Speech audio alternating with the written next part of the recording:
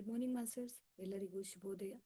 ಪತ್ರಿಜಿಯವರ ದಿವ್ಯ ಸಂಕಲ್ಪದೊಂದಿಗೆ Lalitha power madam ಅವರು ಹಮ್ಮಿಕೊಂಡಿರುವಂತಹ ಉಪವಾಸ ಮೌನ ಧ್ಯಾನಕ್ಕೆ ನಿಮಗೆಲ್ಲರಿಗೂ ಆದರದ ಸ್ವಾಗತ ಸುಸ್ವಾಗತ. ನಾವು ಈ ದಿನ 56ನೆಯ ದಿನದಲ್ಲಿ ಇದ್ದೀವಿ. 56 ದಿನಗಳಿಂದ ಸತತವಾಗಿ ಮೇಡಮ್ ಅವರು ಮೌನ ಮತ್ತೆ ಉಪವಾಸವನ್ನ ಮಾಡ್ತಾ ನಮ್ಮೆಲ್ಲರ ಕೈಲಿ ಬೆಳಗ್ಗೆ 5 ಗಂಟೆಯಿಂದ 6:30ವರೆಗೂ ಧ್ಯಾನವನ್ನ ಮಾಡಿಸ್ತಾ ಇದ್ದಾರೆ. ತಾವು ಮೌನವಾಗಿ ಇದ್ದೆ ತಮ್ಮ ಮಾತುಗಳನ್ನ ನಾವು ಕೇಳ್ತಾ ನಾವು ಧ್ಯಾನವನ್ನ ಮಾಡ್ತಾ ಇದೀವಿ. ಈ ಒಂದು ಅಖಂಡ ಧ್ಯಾನಕ್ಕೆ ನಿಮಗೆಲ್ಲ ಸ್ವಾಗತವನ್ನ ಕೋರ್ತಾ ಈ ದಿನದ ಧ್ಯಾನವನ್ನ ಶುರು ಮಾಡೋಣ ಮಾಸ್ಟರ್ಸ್. ಎಲ್ಲರೂ ಧ್ಯಾನ ಸ್ಥಿತಿಗೆ ಬಂದ್ಬಿಡಿ.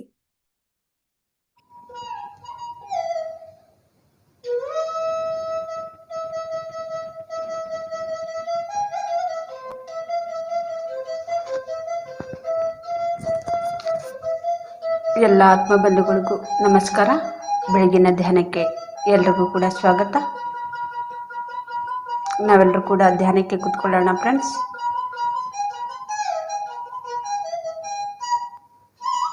ಎರಡು ಕೈ ಬೆರಳುಗಳನ್ನು ಕ್ರಾಸ್ ಮಾಡಿ, ಕಾಲು ಕ್ರಾಸ್ ಮಾಡಿ, ಹಗುರವಾಗಿ ಕಣ್ಣು ಮುಚ್ಚಿ,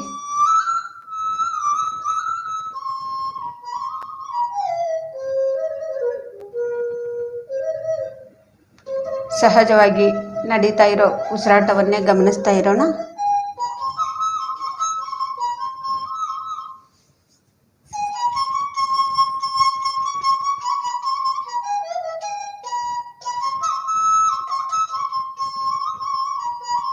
ಯಾವುದು ಯೋಚನೆ ಬೇಡ.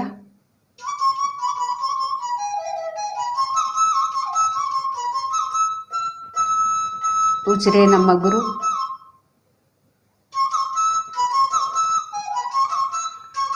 ಉಸಿರಿನಲ್ಲಿ, ನಮ್ಮ ಉಸಿರಿನಲ್ಲಿ ಎಲ್ಲವೂ ಕೂಡ ಅಡಗಿದೆ. ಬ್ರಹ್ಮಾಂಡದ ಶಕ್ತಿ, ಅದ್ಭುತವಾದಂತಹ ಶಕ್ತಿ ನಮ್ಮ ಉಸಿರಿನಲ್ಲೇ ಇದೆ.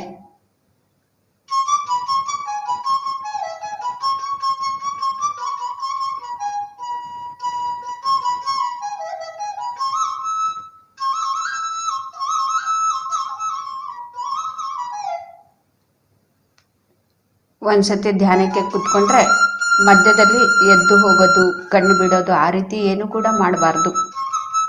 ಓಕೆ ಅನ್ನೋವರೆಗೂ ಕೂಡ ಹಾಗೆ ಕಣ್ಣು ಮುಚ್ಚಿ ಉಸಿರನ್ನೇ ಗಮನಿಸ್ತಾ ಇರಬೇಕು.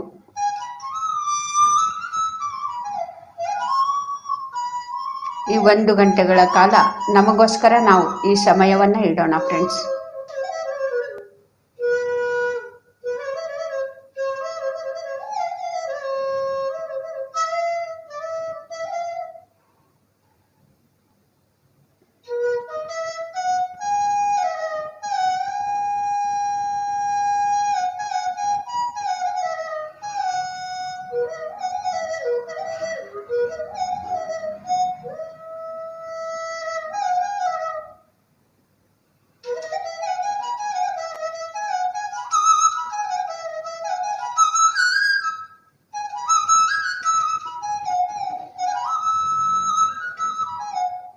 ಯಾರ ವಯಸ್ಸು ಎಷ್ಟಿದೆಯೋ ದಿನಕ್ಕೆ 3 ಬಾರಿ ಆದ್ರೂ ಕೂಡ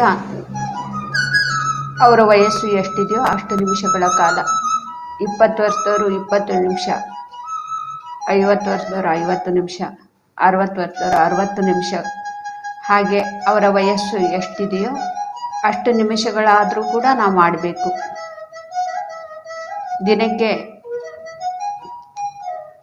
3 ಸತಿ ಆದ್ರೂ ಕೂಡ ಈ ಧ್ಯಾನವನ್ನು ನಾವು ಮಾಡಬೇಕು.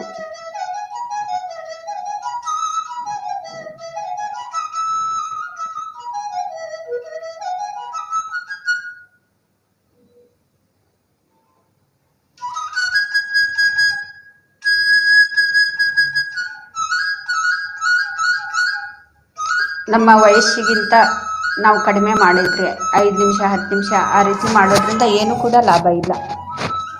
ಇನ್ನು ಹೆಚ್ಚು ಕುತ್ಕೋಬೇಕು. ಇವಾಗ ನಮ್ಗೆ 50 ವರ್ಷ ಇದ್ದರೆ ನಾವು 2 ಗಂಟೆ 3 ಗಂಟೆ ಆ ರೀತಿನೂ ನಾವು ಕುತ್ಕೋಬೋದು.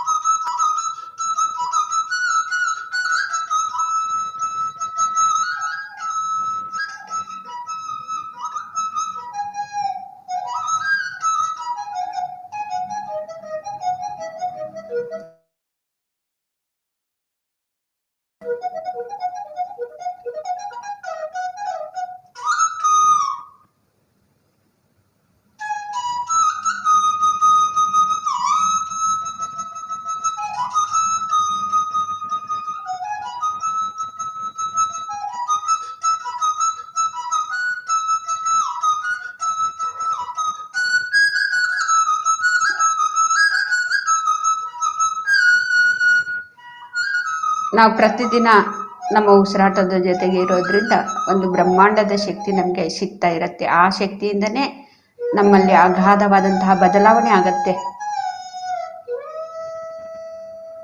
ವಿಶ್ವ ಪ್ರಾಣ ಶಕ್ತಿ ನಮಗೆ ಸಿಗ್ತಾ ಇರತ್ತೆ.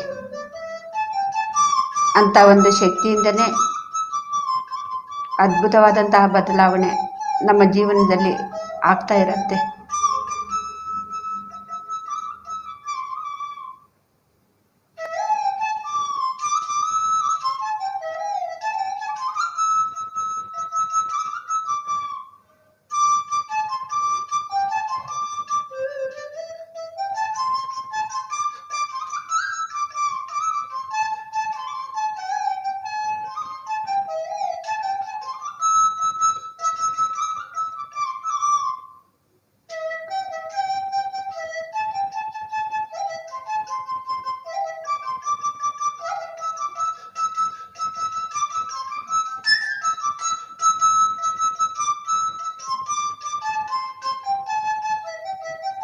ನಾವು ಧ್ಯಾನಕ್ಕೆ ಕುತ್ಕೊಂಡಾಗ ಯಾವುದು ಕೂಡ ಮಂತ್ರವನ್ನ ಹೇಳ್ತಾ ಕುತ್ಕೊಳ್ಳೋದಲ್ಲ, ದೇವರ ನಾಮವನ್ನ ಹೇಳ್ತಾ ಕುತ್ಕೊಳ್ಳೋದಲ್ಲ. ಕೇವಲ ಉಸಿರನ್ನು ಮಾತ್ರ ನಾವು ಗಮನಿಸ್ತಾ ಇರಬೇಕು.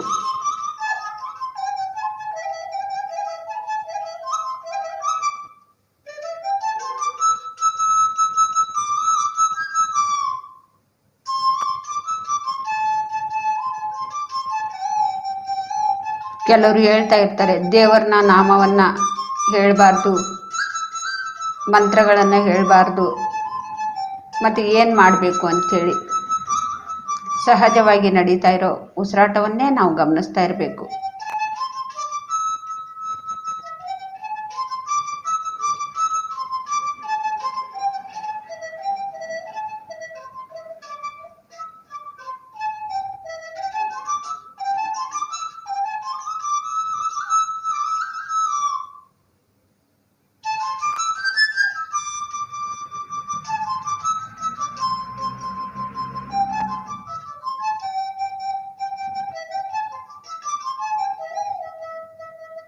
ನಮಗೆ ಮೊದಲಿಂದ್ರೂ ಕೂಡ ಇದು ಅಭ್ಯಾಸ ಆಗಿರೋದ್ರಿಂದ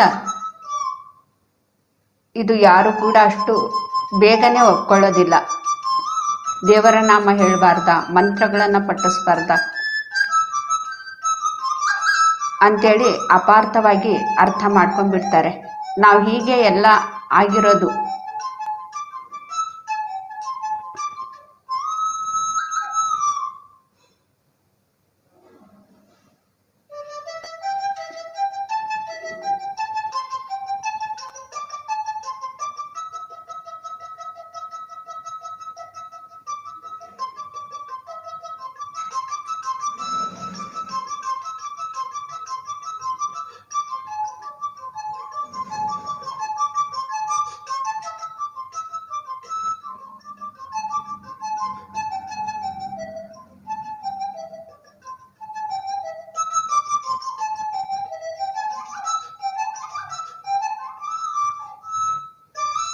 ನನಗೂ ಕೂಡ ಮೊದಲು ಇದೇ ಡೌಟ್ ಬಂದಿತ್ತು.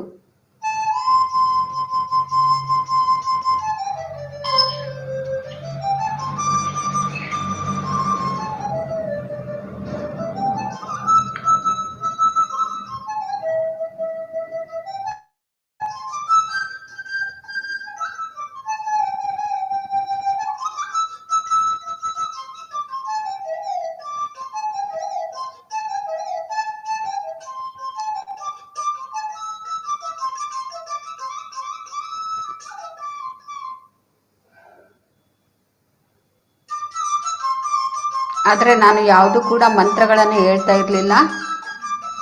ಯಾವಾಗಲೂ ಕೂಡ ಒಂದೇ ನಾಮವನ್ನು ನಾನು ಪಠಿಸ್ತಾ ಇದ್ದೆ, ಅಂಬಾಭವಾನಿ ಅಂಬಾಭವಾನಿ ಅಂಬಾಭವಾನಿ ಅಂತೇಳಿ. ಅದು ಒಂದು ಬಿಟ್ಟು ಯಾವುದು ಕೂಡ ನಾನು ಪಠಿಸ್ತಾ ಇರಲಿಲ್ಲ.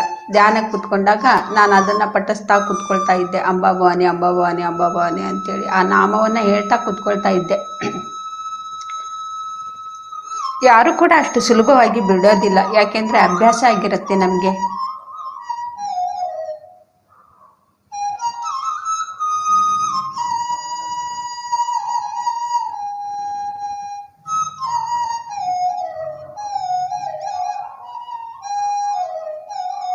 ಧ್ಯಾನದ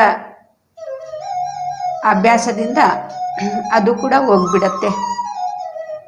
ಯಾಕೆಂದರೆ ಆ ತಾಯಿ ಅಂಬಾಭವಾನಿ ನನ್ನ ಒಳಗಡೆನೇ ಇದ್ದಾಳೆ, ಯಾವಾಗಲೂ ಕೂಡ ನನ್ನ ಜೊತೆಗೆ ಇರ್ತಾಳೆ. ಅದು ಪಠಿಸೋದಲ್ಲ, ಆ ತಾಯಿ ಹೇಳೋದನ್ನು ನಾನು ಕಲ್ತ್ಕೋಬೇಕು ಅನ್ನೋದು ನನಗೆ ಬಂತು ಧ್ಯಾನ ಮಾಡ್ತಾ ಮಾಡ್ತಾ.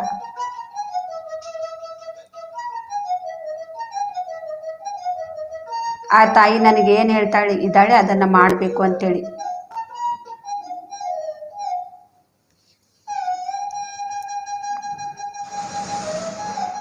ಯಾವಾಗಲೂ ಕೂಡ ನನ್ನ ಕೋರಿಕೆಯನ್ನೇ ನಾನು ಆ ತಾಯಿ ಮುಂದೆ ಇಡ್ತಾ ಇದ್ದೆ. ಆದರೆ ಆ ತಾಯಿ ಏನು ಹೇಳ್ತಾಳೆ ನಾನು ಕೇಳಿಸ್ಕೊಳ್ತಾ ಇರಲಿಲ್ಲ. ಧ್ಯಾನಕ್ಕೆ ಬಂದಮೇಲೆ ನನ್ನ ಕೋರಿಕೆಗಳನ್ನು ಇಡೋದನ್ನು ಬಿಟ್ಟು ಆ ತಾಯಿ ಏನು ಹೇಳ್ತಾ ಇದ್ದಾಳೆ ಅದನ್ನು ಕೇಳೋದನ್ನು ನಾನು ಶುರು ಮಾಡಿದೆ. ಯಾವಾಗಲೂ ಕೂಡ ನಾವೇ ಹೇಳ್ತಾ ಇರ್ತೀವಿ ನಮ್ಮದೇ ನಡಿಬೇಕು, ನಾವು ಅಂದ್ಕೊಂಡಿದ್ದೇ ಆಗಬೇಕು ಅಂಥೇಳಿ. ಭಗವಂತ ಹೇಳ್ತಾ ಇದ್ರೂ ಕೂಡ ನಾವು ಕೇಳಿಸ್ಕೊಳ್ಳೋಂಥ ಸ್ಥಿತಿಯಲ್ಲಿ ಇರೋದಿಲ್ಲ.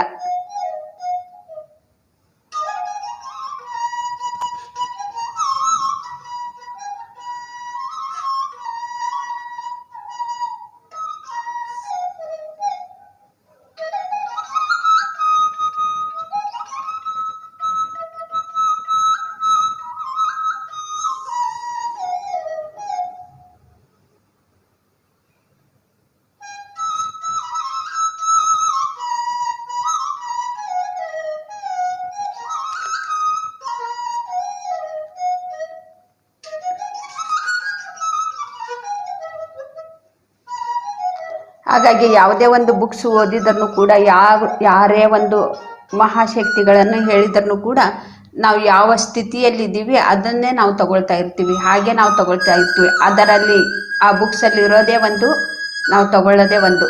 ಆ ಮಹಾಶಕ್ತಿ ಹೇಳ್ತಾ ಇರೋದು ಒಂದೇ, ನಾವು ಇನ್ನೊಂದು ರೀತಿಯಲ್ಲಿ ನಾವು ಯಾವ ಸ್ಥಿತಿಯಲ್ಲಿದ್ದೀವಿ ಆ ರೀತಿ ನಾವು ತಗೊಳ್ತಾ ಇರ್ತೀವಿ. ಯಾವುದು ಕೂಡ ನಮಗೆ ಅರ್ಥ ಆಗೋದಿಲ್ಲ. ಹಾಗಾಗಿ ನಮ್ಮ ಉಸಿರಾಟ ಎಂಬ ಗುರುವಿನ ಜೊತೆಗಿದ್ರೆ, ಯಾವಾಗಲೂ ಕೂಡ ಉಸಿರಿನ ಅಭ್ಯಾಸ ಮಾಡ್ತಾ ಇದ್ರೆ, ಒಂದು ಗ್ರಂಥದಲ್ಲಿ ಇರೋದು ನಾವು ಸರಿಯಾಗಿ ಅರ್ಥ ಮಾಡ್ಕೊಳ್ತೀವಿ. ಒಂದು ಮಹಾಶಕ್ತಿ ಹೇಳ್ತಾ ಇರೋದು ನಾವು ಅರ್ಥ ಮಾಡಿಕೊಂಡು ಸಾಧನೆಯನ್ನು ಮಾಡ್ತೀವಿ.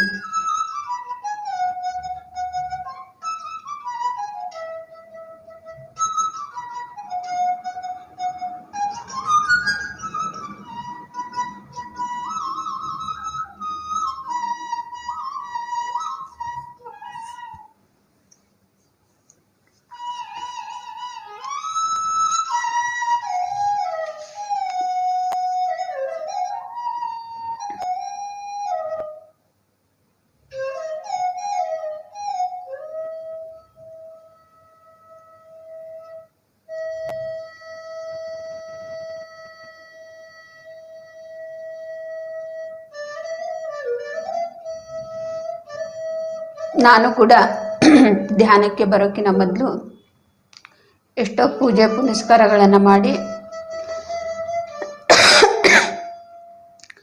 ವ್ರತಗಳನ್ನು ಮಾಡಿ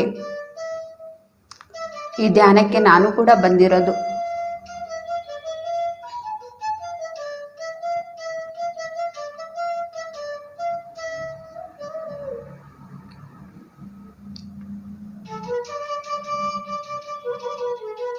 ನಾನು ಪೂಜೆ ಪುನಸ್ಕಾರ ಮಾಡೋದಷ್ಟೇ ಅಲ್ಲ, ಬೇರೆಯವ್ರಿಗೂ ಕೂಡ ನಾನು ಹೇಳ್ತಾ ಇದ್ದೆ, ಈ ರೀತಿ ಪೂಜೆ ಮಾಡಬೇಕು, ನಿಮ್ಗೆ ಒಳ್ಳೇದಾಗತ್ತೆ,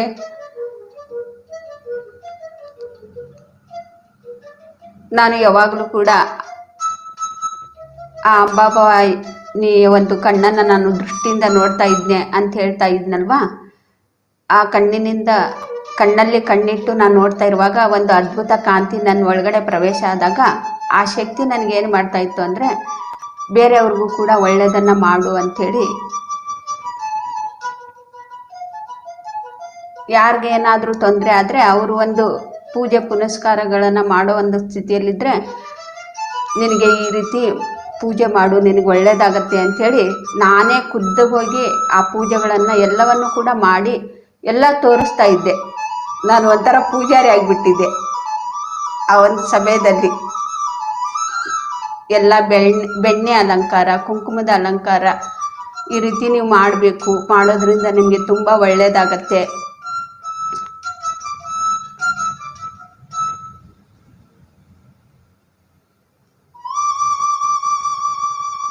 ನಾನು ಹೋಮ ಯಜ್ಞಗಳನ್ನು ಕೂಡ ನನ್ನ ಒಂದು ಸ್ವಮಂತ್ರದಿಂದ ಮಂತ್ರ ಕೂಡ ನಾನು ಹೇಳಿ ಯಜ್ಞಗಳ ಒಂದು ಸಣ್ಣವಾಗಿ ಅದು ಪೂಜೆ ಮಾಡುವಾಗ ಹೋಮ ಎಲ್ಲ ಮಾಡ್ತಾರಲ್ವ, ಆ ರೀತಿನೂ ಕೂಡ ನಾನು ಮಾಡಿದ್ದೀನಿ. ಆದರೆ ಆ ಮಂತ್ರಗಳು ನನಗೆ ಗೊತ್ತಿದ್ದೇನೆ, ಅವು ಮಂತ್ರಗಳು ಬರ್ತಾ ಇತ್ತು. ಎಷ್ಟು ಚೆನ್ನಾಗಿ ನಾನು ಪಠಿಸ್ತಾ ಇದ್ದೆ ಆ ಮಂತ್ರಗಳನ್ನು. ಆದರೆ ನಾನು ಯಾವುದು ಕೂಡ ಓದಿ ಪಠಿಸ್ತಾ ಇರಲಿಲ್ಲ. ಮಂತ್ರಗಳನ್ನು ಅಷ್ಟು ಚೆನ್ನಾಗಿ ಆ ಪೂಜೆಗಳನ್ನು ಮಾಡ್ತಾ ಇರುವಾಗ ಅಷ್ಟು ಚೆನ್ನಾಗಿ ನಾನು ಮಂತ್ರಗಳನ್ನು ಹೇಳ್ತಾ ಇದ್ದೆ. ಒಂದ್ಸತೆ ಬ್ರಾಹ್ಮಣ ಅವ್ರಿಗೆ ಕರೆಸಿಬಿಟ್ಟು ಪೂಜೆಯನ್ನು ಮಾಡಿಸುವಾಗ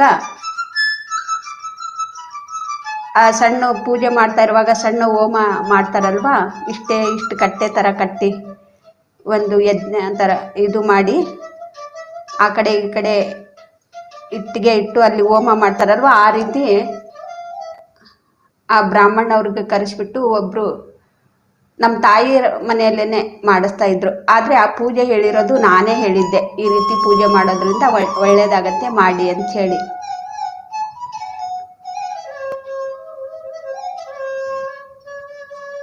ಒಂದ್ಸತೆ ಬ್ರಾಹ್ಮಣವ್ರಿಗೆ ಕರೆಸು ಕೂಡ ಬ್ರಾಹ್ಮಣವ್ರ ಕೈಲಿಂತ್ರನೇ ಈ ಪೂಜೆಯನ್ನು ಮಾಡಿಸಿ, ಅದ್ರ ಜೊತೆಗೆ ನಾನು ಕೂಡ ನನಗೇನು ತಿಳಿಯತ್ತೆ ಅದು ಕೂಡ ನಾನು ಕೂಡ ಮಾಡ್ತೀನಿ ಅಂತ ಹೇಳಿದಾಗ ಆ ಬ್ರಾಹ್ಮಣವರು ಏನು ಪೂಜೆಯನ್ನು ಮಾಡಿದ್ರು ಅದು ಮುಗಿದ ಮೇಲೆ ನಾನು ಕೂಡ ಮಂತ್ರವನ್ನು ಹೇಳೋದಕ್ಕೆ ಶುರು ಮಾಡಿಬಿಟ್ಟಿದ್ದೀನಿ. ಎಷ್ಟು ಚೆನ್ನಾಗಿ ಮಂತ್ರ ಬರ್ತಾ ಇದೆ ನನ್ನ ಬಾಯಿಯಿಂದ.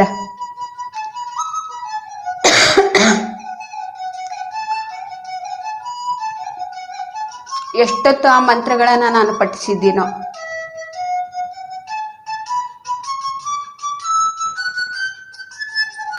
ಆ ಹೋಮ ಮಾಡುವಾಗ ಆ ಹೋಮನಲ್ಲಿ ಇಂತಿಂದೆಲ್ಲ ಹಾಕಿ ಹೋಮವನ್ನು ಮಾಡಬೇಕು ಅಂತೇಳಿ ಎಷ್ಟು ಚೆನ್ನಾಗಿ ಮಾಡಿದ್ದೀನೋ ನಾನು.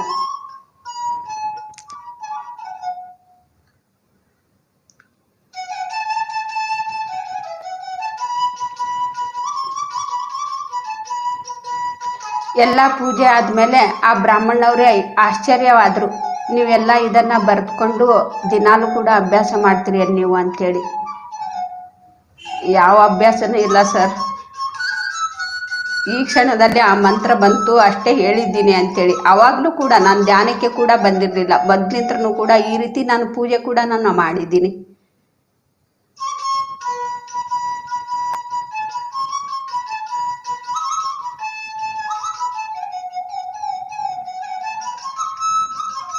ಯಾರಿಗಾದ್ರೂ ಅನಾರೋಗ್ಯದಿಂದ ಈ ರೀತಿ ಮಾಟ ಮಂತ್ರ ಅಂತ ಹೇಳ್ತಾರೆ ನೋಡಿ, ಅದನ್ನು ಕೂಡ ಈ ಲಿಂಬೆ ಹಣ್ಣು ಅದು ಇದು ಅಂತೇಳಿ ಏನೇನೋ ಮಾಡಿ ಆ ತಾಯಿ ನನ್ನ ಕೈಲಿಂತ್ರ ಮಾಡಿಸ್ತಾ ಇದ್ರು. ಆದರೆ ನನಗೆ ಅದು ಇಷ್ಟ ಇರಲಿಲ್ಲ ಮಾಡೋದಕ್ಕೆ.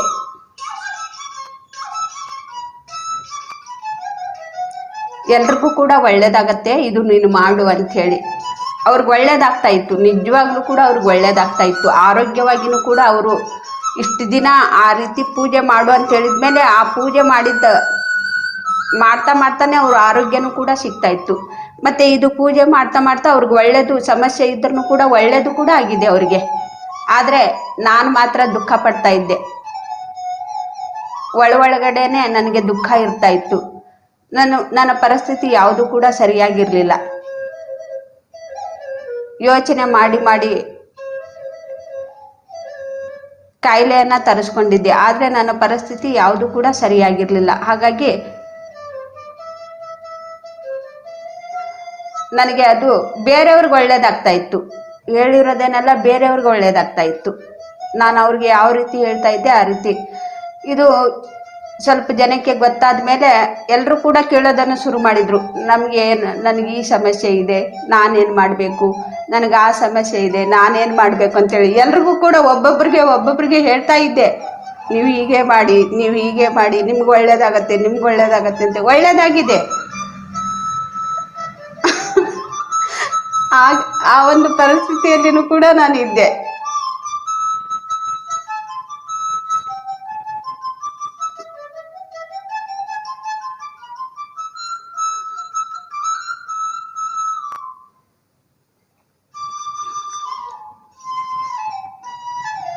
ಆದರೆ ಆ ಲಿಂಬೆ ಹಣ್ಣು ಮಂತ್ರ ಕೊಡೋದು, ಅಂತ್ರ ಕೂಡ ಕಟ್ಟಿದ್ದೀನಿ ನಾನು.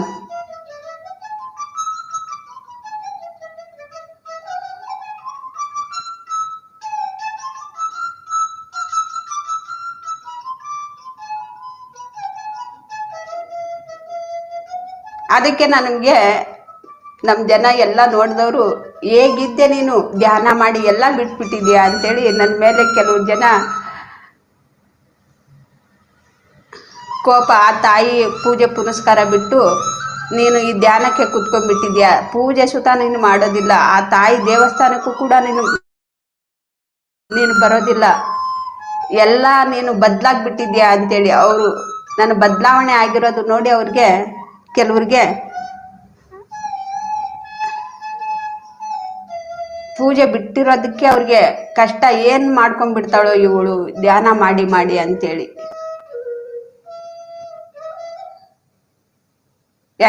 ಯಾಕೆಂದ್ರೆ ನನಗೆ ಅಷ್ಟೊಂದು ಹಚ್ಕೊಂಡ್ಬಿಟ್ಟಿದ್ದಾರೆ.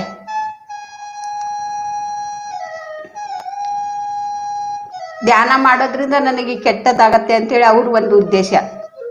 ಪೂಜೆ ಪುನಸ್ಕಾರ ಮಾಡಿ ಎಲ್ರಿಗೂ ಕೂಡ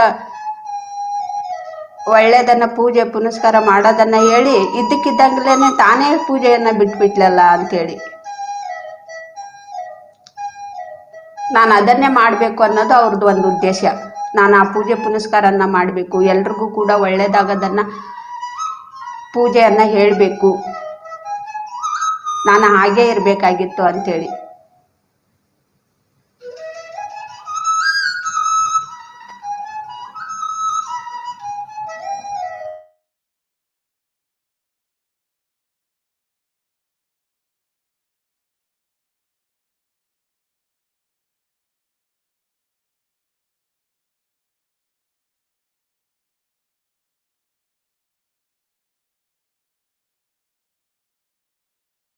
ನಾನು ನೆನಪಿಟ್ಕೊಂಡಿರೋದು ಕೇವಲ ನನ್ನ ಉಸಿರು ಮಾತ್ರ. ನೀವು ಕೂಡ ಅದನ್ನು ಮಾಡಿ. ಅವರು ಅದನ್ನು ಒಪ್ಕೊಳ್ಳೋದಿಲ್ಲ.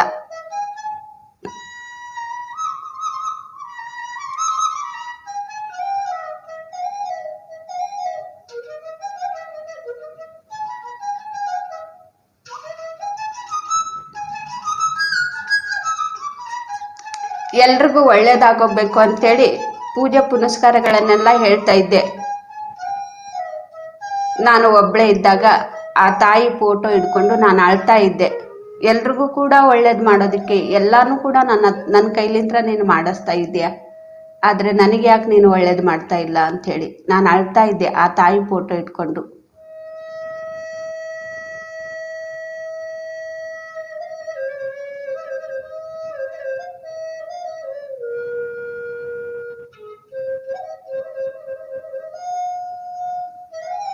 ನನಗೆ ಯಾಕೆ ಆರೋಗ್ಯ ಸಿಗ್ತಾ ಇಲ್ಲ, ನಮ್ಮ ಮನೆ ಪರಿಸ್ಥಿತಿ ಯಾಕೆ ಸರಿ ಮಾಡ್ತಾ ಇಲ್ಲ ನೀನು ಅಂಥೇಳಿ.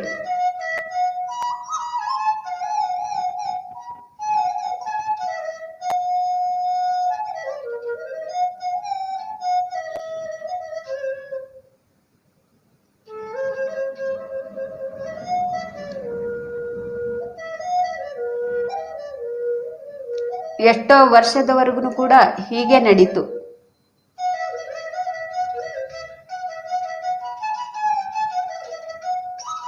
ಸುಮಾರು 12-13 ವರ್ಷಗಳ ಕೂಡ ಹೀಗೆ ನಡೀತು.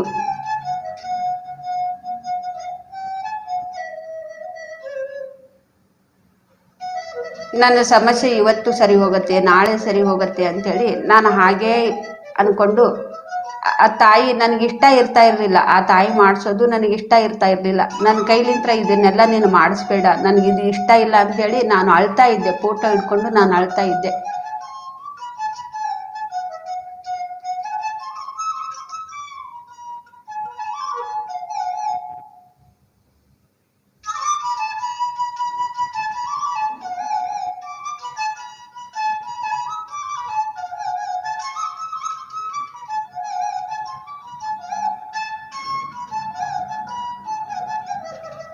ಅದು ಎಲ್ಲ ಯಾಕೆ ಆ ರೀತಿ ನಡೀತು ಅಂದರೆ, ಆ ಎಲ್ಲ ಪರೀಕ್ಷೆಗಳು ಅವು ಎಲ್ಲ. ಒಂದಿನ ನಾನು ನೀನು ಹೇಳ್ಕೊಟ್ಟಿರೋದು ನಾನು ಯಾವುದು ಕೂಡ ಮಾಡೋದಿಲ್ಲ ಇವಾಗ. ನಿನಗೆ ಪೂಜೆ ಮಾಡೋದ್ರಿಂದ ತಾನೇ ನೀನು ನನಗಿದೆಲ್ಲ ಮಾಡೋದಕ್ಕೆ ಹೇಳ್ತಾ ಇದೆಯಾ. ಇವತ್ತಿನಿಂದ ನಾನು ನಿನಗೆ ಪೂಜೆನೇ ಮಾಡೋದಿಲ್ಲ, ನನ್ನ ಸಮಸ್ಯೆ ನಿನ್ನ ಹತ್ರ ಹೇಳ್ಕೊಳ್ಳೋದೇ ಇಲ್ಲ ಅಂಥೇಳಿ ಅಷ್ಟರ ಮಟ್ಟಿಗೆ ನನ್ನ ಕೋಪ ಬಂದ್ಬಿಡ್ತು. ನನಗೆ ಅಷ್ಟರ ಮಟ್ಟಿಗೆ ಕೋಪ ಮಾಡ್ಕೊಂಡ್ಬಿಟ್ಟೆ ನಾನು. ಈ ಕ್ಷಣದಿಂದ ನಿನಗೆ ಯಾವ ಪೂಜೆನೂ ಮಾಡೋದಿಲ್ಲ, ನನ್ನ ಸಮಸ್ಯೆ ನಿನ್ನ ಹತ್ರ ಹೇಳ್ಕೊಳ್ಳೋದೇ ಇಲ್ಲ. ನಾನು ಹಿಂಗೆ ಸಾಯ್ತೀನಿ, ನಿನ್ಗೆ ನನ್ನ ಸಮಸ್ಯೆ ನಿನಗೆ ಸರಿ ಮಾಡೋದಕ್ಕಾಗೋದಿಲ್ಲ, ನಾನು ಹಿಂಗೆ ಸಾಯ್ತೀನಿ ಅಂತೇಳಿ ಈ ರೀತಿ ನಾನು ಅನ್ಕೊಂಡು ಪೂಜೆಯನ್ನ ಮಾಡೋದ ಬಿಟ್ಬಿಟ್ಟೆ ನಾನು ಇಂಥದ್ದೆಲ್ಲ ಮಾಡೋದಿಲ್ಲ. ಈ ಲಿಂಬೆ ಹಣ್ಣು ಮಂತ್ರಿಸ್ಕೊಡೋದು, ಈ ಯಂತ್ರಗಳನ್ನ ಕಟ್ಟೋದು, ಈ ಪೂಜೆ ಪುನಸ್ಕಾರ ಮಾಡೋದು, ಮನೆಗೆ ಹೋಗಿ ಎಲ್ಲರೂ ಕೇಳ್ತಾ ಇರತ್ತೆ ಅದನ್ನ ನಾನು ಹೇಳೋದು, ಇದೆಲ್ಲ ನನಗೆ ಯಾವುದು ಕೂಡ ನನಗಿಷ್ಟ ಇಲ್ಲ. ನನಗಿಷ್ಟ ಇಲ್ಲ ಅಂದ್ರೂ ಕೂಡ ನನ್ನ ಕೈಲಿಂತ್ರ ನೀನು ಮಾಡಿಸ್ತಾ ಇದೀಯ. ಇವಾಗ್ಲಿಂತ್ರ ನಿನಗೆ ಪೂಜೆನೇ ನಾನು ಮಾಡೋದಿಲ್ಲ. ಯಾಕೆಂದ್ರೆ ನನ್ನ ಸಮಸ್ಯೆ ನೀನು ಪರಿಹಾರ ಮಾಡ್ತಾ ಇಲ್ಲ. ಬೇರೆಯವ್ರಿಗೆ ಒಳ್ಳೇದಾಗೆ ಆಗ್ಬೇಕು ಅಂತೇಳಿ ಎಲ್ಲವನ್ನು ಕೂಡ ಮಾಡಿಸ್ತಾ ಇದೀಯ. ನಾನು ನಿನಗೆ ಏನು ಮಾಡಿದ್ದೀನಿ? ಯಾವ ಪಾಪ ನಾನು ಮಾಡಿದ್ದೀನಿ? ಯಾಕೆ ನನಗೆ ಒಳ್ಳೇದು ಮಾಡ್ತಾ ಇಲ್ಲ ನೀನು ಅಂತೇಳಿ ಇದೇ ರೀತಿನೇ ಕೋಪದಿಂದ ನಾನು ಪೂಜೆ ಮಾಡೋದನ್ನೇ ಬಿಟ್ಬಿಟ್ಟೆ.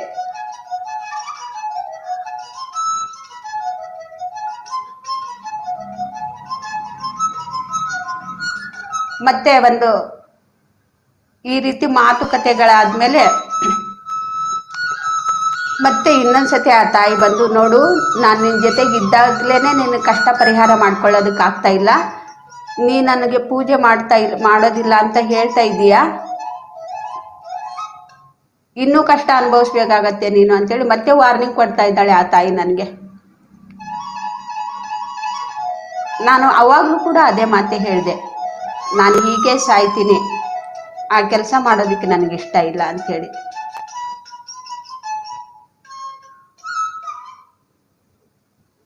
ಆವಾಗ್ಲೇನೆ ನನಗೆ ಧ್ಯಾನ ಸಿಕ್ಕಿದ್ದು.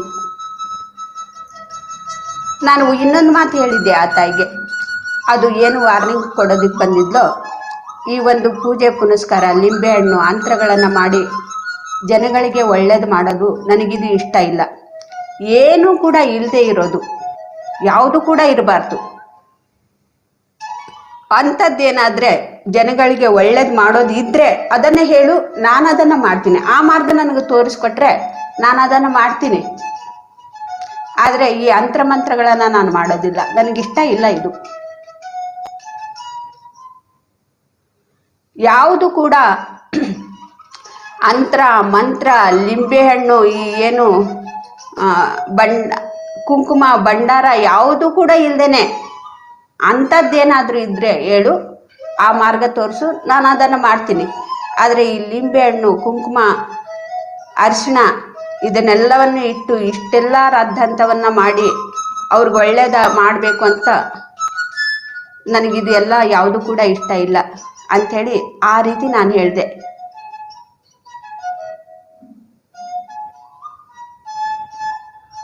ನೋಡಿ, ನಿಜವಾಗ್ಲೂ ಕೂಡ ಇದರಲ್ಲಿ ಯಾವುದು ಕೂಡ ಇಲ್ಲ, ಮಂತ್ರ ಇಲ್ಲ, ಯಾವುದು ದೇವರ ನಾಮ ಸ್ಮರಣೆ ಕೂಡ ಇಲ್ಲ. ಆದ್ರೆ ಮೊದ್ಲಿಂತನೂ ಕೂಡ ನನಗೆ ಆ ಒಂದು ಪಠನೆ ಅಂಬಾಭವಾನಿ ಹೇಳ್ತಾ ಇದ್ದೆ. ಪೂಜೆಯನ್ನ ಬಿಟ್ಟರು ಕೂಡ ಅದನ್ನ ಪಠಿಸ್ತಾ ಇದ್ದೆ. ಧ್ಯಾನದಲ್ಲಿ ನನಗೆ ಬೇಗನೆ ಅದು ಬಿಟ್ಟೋಯ್ತು. ಆ ಪಠನೆ ಕೂಡ ನನಗೆ ಬಿಟ್ಟೋಯ್ತು ಬೇಗನೆ, ತುಂಬಾ ಬೇಗನೆ.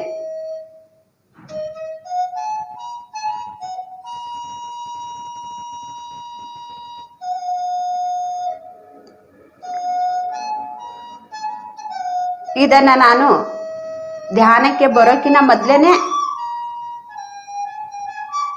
ಹೀಗೆ ಮಾಡೋದಿದ್ರೆ, ಹೀಗೆ ಯಾವುದು ಕೂಡ ಇಲ್ಲದೆ ಇರೋದು, ಮಂತ್ರ ದೇವರ ನಾಮ ಯಾವುದು ಕೂಡ ಇಲ್ಲದೆ ಇರೋದು ಏನಾದ್ರೂ ಇದ್ರೆ ಅದನ್ನ ನಾನು ಮಾಡ್ತೀನಿ ಅಂತೇಳಿ ಆ ತಾಯಿಗೆ ನಾನು ಧ್ಯಾನಕ್ಕೆ, ಈ ಧ್ಯಾನ ಅಂದ್ರೂ ಕೂಡ ಗೊತ್ತಿಲ್ಲ ನನಗೆ, ಆವಾಗ್ಲೇನೆ ಇದನ್ನ ನಾನು ಹೇಳಿದ್ದೆ.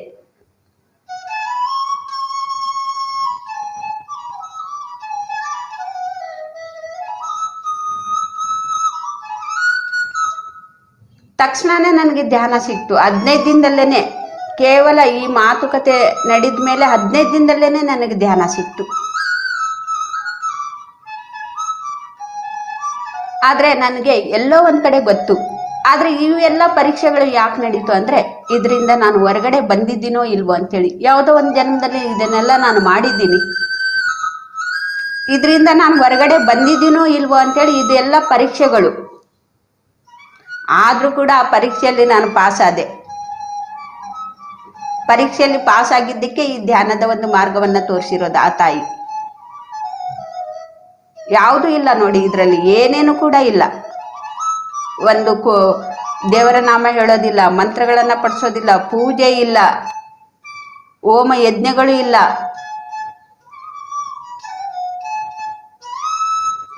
ಆದ್ರೆ ಇದು ಧ್ಯಾನಕ್ಕೆ ಬರೋಕಿನ ಮೊದ್ಲೇನೆ ನಾನು ಇದನ್ನೇ ಯಾವುದಾದ್ರೂ ಇದ್ರೆ ಹೇಳು ಅಂತೇಳಿ.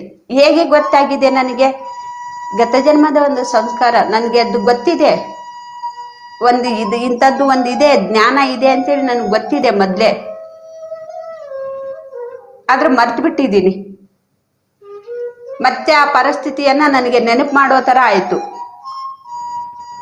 ಅಂತ ಪರಿಸ್ಥಿತಿಗಳು ಬಂದಾಗ ಮತ್ತೆ ನನಗೆ ನೆನಪಿಗೆ ಬಂತು.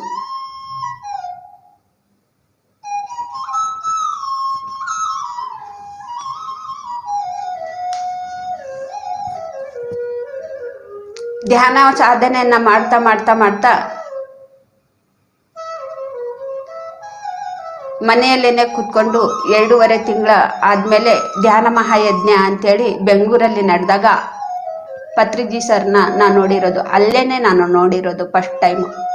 ಆವಾಗ ಆ ತಾಯಿ ನನಗೆ ಮತ್ತೆ ಬಂದು, ಇವರೇ ನಿನ್ನ ಗುರು, ನೀನು ಏನು ಕಲ್ತ್ಕೋಬೇಕು ಅಂತ ಅನ್ಕೊಂಡಿದೀಯಾ, ಯಾವುದು ಇಲ್ದೇನೆ ಎಲ್ಲ ಒಳ್ಳೇದಾಗಬೇಕು ಅಂತ ಅನ್ಕೊಂಡಿದೀಯಾ, ಅದು ಇವ್ರ ಮುಖಾಂತರನೇ ನಿನಗೆ ಅದು ಸಿಗತ್ತೆ ಅಂಥೇಳಿ ಆ ತಾಯಿ ನನಗೆ ಅವ್ರ ಜೊತೆಗೆ ತಿಳಿಸಿ, ಇವರೇ ನಿನ್ನ ಗುರು ಅಂತ ಹೇಳಿದಾಗ ಆ ಗುರು ಕೂಡ ನನಗೆ ಯಾವ ಗುರುಗೂ ಕೂಡ ನಾನು ನೋಡಿಲ್ಲ, ಎಲ್ಲೂ ಕೂಡ ಹೋಗಿಲ್ಲ. ಸಾಕ್ಷಾತ್ ಆ ಅಂಬಾಭವಾನಿನೇ ಬಂದು ಇವರೇ ನಿನ್ನ ಗುರು. ಆ ಗುರು ಏನು ಹೇಳ್ತಾರೆ, ನಿನ್ನ ಉಸಿರೇ ನಿನ್ನ ಗುರು. ಈ ತಾಯಿ ಏನು ಹೇಳಿದ್ಲು, ಆ ಗುರು ನಿನ್ನ ಗುರು ಅವರು.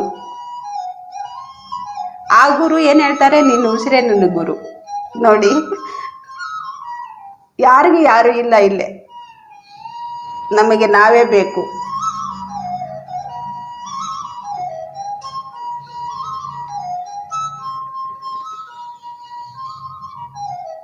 ಸಾಕ್ಷಾತ್ ಆ ತಾಯಿನೇ, ಅಂಬಾಭವಾನಿನೇ ನನಗೆ ಈ ಧ್ಯಾನದ ಒಂದು ಫಸ್ಟ್ ಧ್ಯಾನಕ್ಕೆ ಕೂತ್ಕೊಂಡಾಗ ಸುಮಾರು ಚಿಕ್ಕ ವಯಸ್ಸಿನಿಂದನೂ ಕೂಡ ಪೂಜೆ ಪುನಸ್ಕಾರ ಮಾಡ್ತಾ ಇದ್ರೂ ಕೂಡ ಆ ತಾಯಿ ದರ್ಶನ ನನಗೆ ಆಗ್ತಾ ಇರಲಿಲ್ಲ. ಧ್ಯಾನಕ್ಕೆ ಕೂತ್ಕೊಂಡ್ಮೇಲೆ ಆ ತಾಯಿ ನನಗೆ ದರ್ಶನ ಕೊಟ್ಲು. ನನ್ನ ಭ್ರೂ ಮಧ್ಯದಲ್ಲಿ ಚಿರ್ಚಿರ್ಕಡ್ಡೆ ಯಾವ ರೀತಿ ಕಾಂತಿಯಿಂದ ತುಂಬಿಕೊಳ್ಳುತ್ತೋ ಆ ರೀತಿ ಸುತ್ತಲೂ ಕೂಡ ಚಿರ್ಚಿರ್ಕಡ್ಡೆ ಒಂದು ಕಾಂತಿ ಮಧ್ಯದಲ್ಲಿ ಆ ತಾಯಿ ಒಂದು ನಗು ಮುಖ ನನಗೆ ಕಾಣಿಸ್ತಾ ಇದೆ.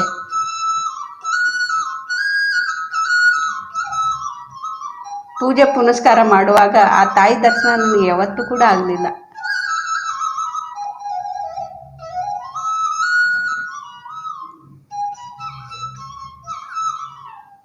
ನನ್ನ ಹಣೆಯ ಭಾಗದಲ್ಲಿ ಭ್ರೂಮಧ್ಯದಲ್ಲಿ ಆ ತಾಯಿ ಒಂದು ಸಾಕ್ಷಾತ್ಕಾರ ಆಯಿತು, ಆ ತಾಯಿ ಒಂದು ದರ್ಶನವಾಯಿತು.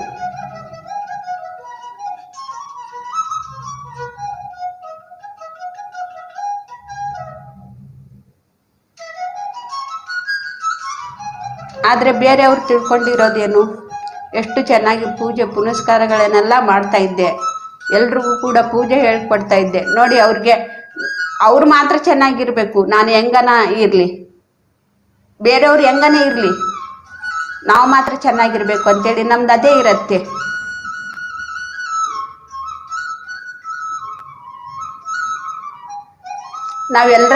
ನಾವು ಎಲ್ಲರೂ ಕೂಡ ಹಾಗೆ ಜೀವಿಸ್ತಾ ಇರೋದು. ನಾನು ಮಾತ್ರ ಚೆನ್ನಾಗಿದ್ರೆ ಸಾಕು, ಬೇರೆಯವ್ರು ಹೆಂಗನ ಆಗ್ಲಿ.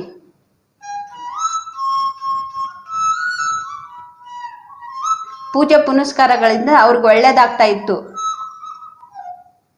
ಆದ್ರೆ ನಾನು ಮಾತ್ರ ದುಃಖದಲ್ಲೇನೆ ಇದ್ದೆ. ನನ್ನ ದುಃಖ ಯಾರು ಕೂಡ ವಿಚಾರ ಮಾಡ್ತಾ ಇರ್ಲಿಲ್ಲ. ನಾನು ಅಳ್ತಾ ಇದ್ರೂ ಕೂಡ ಯಾರು ಕೂಡ ವಿಚಾರಿಸ್ತಾ ಇರ್ಲಿಲ್ಲ. ನೋಡಿ, ಈ ಧ್ಯಾನದಲ್ಲಿ ನಾನು ಖುಷಿಯಾಗಿದ್ದೀನಿ, ಬೇರೆಯವ್ರಿಗೂ ಕೂಡ ಖುಷಿ.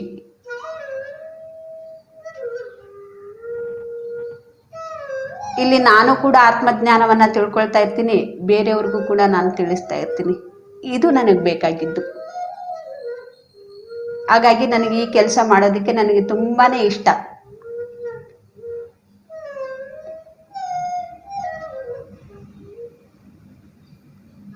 ನಾನು ಹುಡುಕ್ತಾ ಇದ್ದೆ, ಇದನ್ನೇ ನಾನು ಹುಡುಕ್ತಾ ಇದ್ದೆ ಅಂಥೇಳಿ ನನಗೆ ಧ್ಯಾನಕ್ಕೆ ಬಂದ ಮೇಲೆ ಸ್ಪಷ್ಟವಾಗಿ ನನಗೆ ಗೊತ್ತಾಯಿತು. ನಾನು ಇಷ್ಟು ದಿನ ಹುಡುಕ್ತಾ ಇರೋದು ಇದನ್ನೇ ಅಂಥೇಳಿ.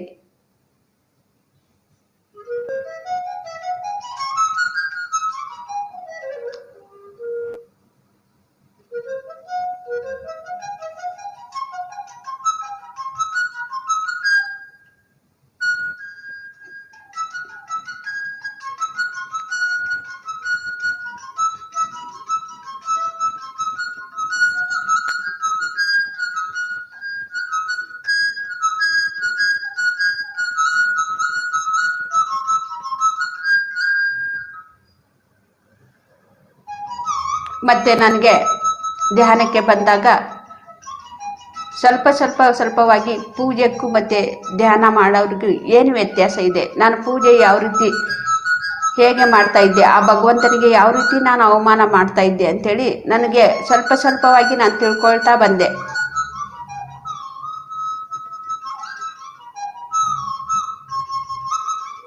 ಇವಾಗ ನಾವು ಯಾವ ದೇವಸ್ಥಾನಕ್ಕೆ ಹೋದ್ರೂ ಕೂಡ ಪೂಜೆ ಒಂದು ಸಾಮಗ್ರಿಗಳನ್ನ ನಾನು ತಗೊಂಡು ಹೋಗೋದಿಲ್ಲ. ಎಲ್ಲೋದ್ರೂ ಕೂಡ ನಾನು ಅಲ್ಲಿ ಧ್ಯಾನಕ್ಕೋಸ್ಕರನೇ ಹೋಗ್ತೀನಿ, ಧ್ಯಾನ ಮಾಡಿ ಮನೆಗೆ ಬರ್ತೀನಿ.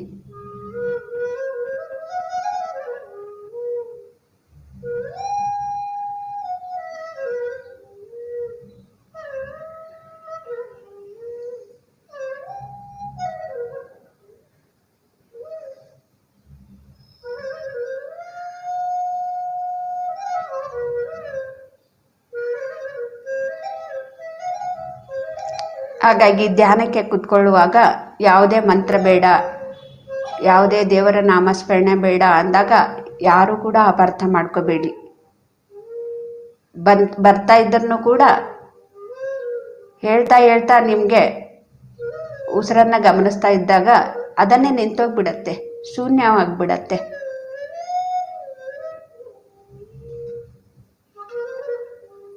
ಯಾವಾಗ ನಾವು ಹೇಳ್ತಾ ಉಸಿರನ್ನ ಗಮನಿಸ್ತಾ ಮನಸ್ಸನ್ನ ಶೂನ್ಯ ಮಾಡ್ಕೊಳ್ಳೋದನ್ನ ಯಾವಾಗ ನಾವು ಕಲ್ತ್ಕೊಳ್ತೀವಿ, ಭಗವಂತ ನಿಜವಾಗ್ಲೂ ಕೂಡ ಶೂನ್ಯದಲ್ಲಿದ್ದಾನೆ ಅನ್ನೋದು ಅರಿವಿಗೆ ನಮಗೆ ಬರುತ್ತೆ. ಮಂತ್ರ ಪಠಿಸೋದ್ರಿಂದ, ನಾಮ ಪಠಿಸೋದ್ರಿಂದ ಭಗವಂತನ ಸಾಕ್ಷಾತ್ಕಾರ ಆಗೋದಿಲ್ಲ. ಶೂನ್ಯದಲ್ಲಿ ಹೋದಾಗ ಭಗವಂತನ ಸಾಕ್ಷಾತ್ಕಾರ ಆಗತ್ತೆ ಅನ್ನೋದು ನಮಗೆ ಎಲ್ರಿಗೂ ಕೂಡ ಅರಿವಿಗೆ ಬರುತ್ತೆ ಫ್ರೆಂಡ್ಸ್.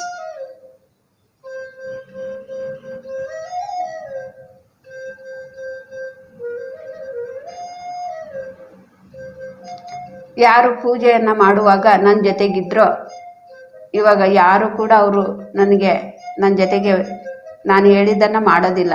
ಪೂಜೆ ಮಾಡೋದನ್ನ ಅವ್ರಿಗೆ ಇಷ್ಟ ಇತ್ತು. ಇವಾಗಲೂ ಕೂಡ ಅವ್ರು ಅಲ್ಲೇ ನಿಂತ್ಕೊಂಡಿದ್ದಾರೆ, ಮುಂದೆ ಬರೋದಕ್ಕೆ ರೆಡಿ ಇಲ್ಲ. ನಾನು ಪೂಜೆಯನ್ನ ಮಾಡುವಾಗ ತುಂಬಾ ಒಂದು ಸಂಭ್ರಮ ಅವ್ರದ್ದು. ನಾನು ಹೇಳ್ಕೊಟ್ರೆ ಅವ್ರು ಮಾಡ್ತಾ ಇದ್ರು. ಅಷ್ಟೊಂದು ಸಂಭ್ರಮದಿಂದ ಅವರು ಮಾಡ್ತಾ ಇದ್ರು.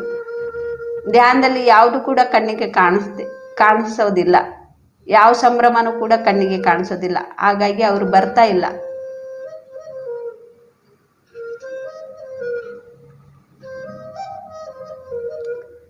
ನನಗೇನೋ ಆಗ್ಬಿಟ್ಟಿದೆ, ಎಲ್ಲವನ್ನು ಕೂಡ ಬಿಟ್ಬಿಟ್ಟಿದ್ದಾರೆ ಅಂತೇಳಿ ಆ ರೀತಿ ಮಾತಾಡ್ತಾ ಇರ್ತಾರೆ.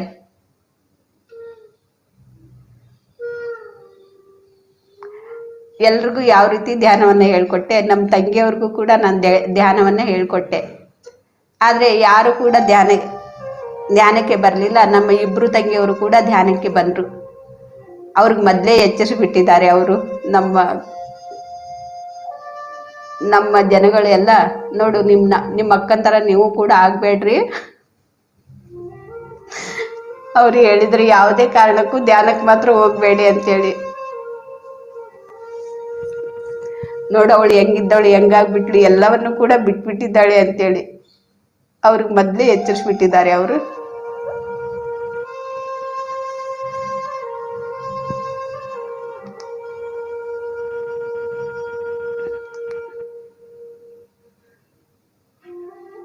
ಆದರೆ ಇವರು ಸ್ವಲ್ಪ ಧ್ಯಾನಕ್ಕೆ ಬಂದ್ಮೇಲೆ ಇವ್ರಿಗೂ ಒಳ್ಳೇದು ಅನ್ನಿಸ್ಬಿಟ್ಟಿದೆ. ನಂತರನೇ ಅವ್ರಿಗೂ ಕೂಡ ಒಳ್ಳೇದು ಅನಿಸಿದೆ. ಆಗ ಇವರಿಬ್ರು ಕೂಡ ಧ್ಯಾನಕ್ಕೆ ಬಂದ್ಬಿಟ್ರು.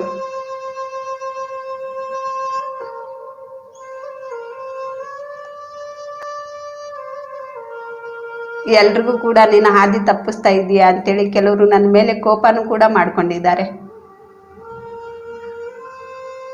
ಪೂಜೆನೇ ಸರಿಯಾಗಿ, ಅದೇ ಸರಿಯಾದ ಪದ್ಧತಿ, ಅದೇ ಸರಿಯಾದ ಮಾರ್ಗ. ಧ್ಯಾನ ಸರಿಯಲ್ಲ, ಏನು ಕೂಡ ಮಾಡೋದಿಲ್ಲ ಇದರಲ್ಲಿ. ಸುಮ್ಮನೆ ಕಣ್ಣು ಮುಚ್ಕೊತ್ ಕೂತ್ಕೊಂಡ್ರೆ ಹುಚ್ಚರಾಗ್ತೀವಿ.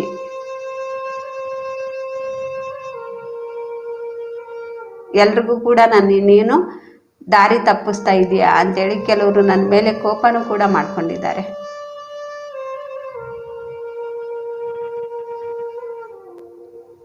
ಮತ್ತೆ ನಮ್ಮ ಮನೆಗೆ ಯಾರಿಗಾದ್ರೂ ಕಳಿಸ್ಬೇಕಂದ್ರೆ ನೋಡು, ಅವ್ರು ಮತ್ತೆ ಧ್ಯಾನಕ್ಕೆ ಕುಂದ್ರಿಸಿದ್ರೆ ಕುತ್ಕೋಬೇಡ್ರಿ ಅಂತೇಳಿ ಎಚ್ಚರಿಸಿ ಕಳಿಸ್ತಾರೆ. ನಮ್ಮ ಮನೆಗೆ ಯಾರಾದ್ರೂ ಕಳಿಸಿದ್ರೆ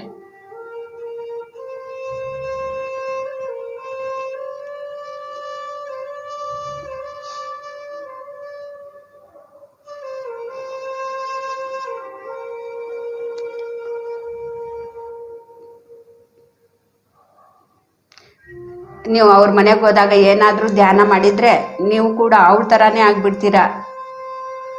ಧ್ಯಾನಕ್ಕೆ ಕುಂದ್ರಿಸಿದ್ರೆ ಯಾವುದೇ ಕಾರಣಕ್ಕೂ ಕೂಡ ಕುಂತ್ಕೋಬಾರ್ದು ಅಂತೇಳಿ ಎಚ್ಚರಿಸಿ ನಮ್ಮ ಮನೆಗೆ ಕಳಿಸ್ತಾರೆ. ಮೊದಲು ಕಳಿಸ್ತಾ ಇದ್ರು, ಇವಾಗ ಬಿಟ್ಬಿಟ್ಟಿದ್ದಾರೆ. ನಮ್ಮ ಮನೆಗೆ ಯಾರಿಗೂ ಕೂಡ ಕಳಿಸೋದಿಲ್ಲ.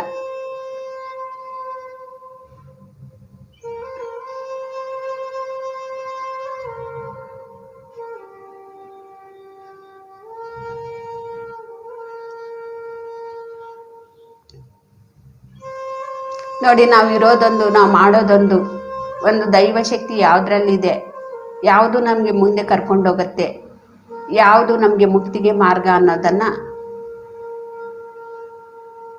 ಯಾವುದು ಕೂಡ ನಾವು ಸರಿಯಾಗಿ ತಿಳ್ಕೊಳ್ಳೋದಿಲ್ಲ ಫ್ರೆಂಡ್ಸ್.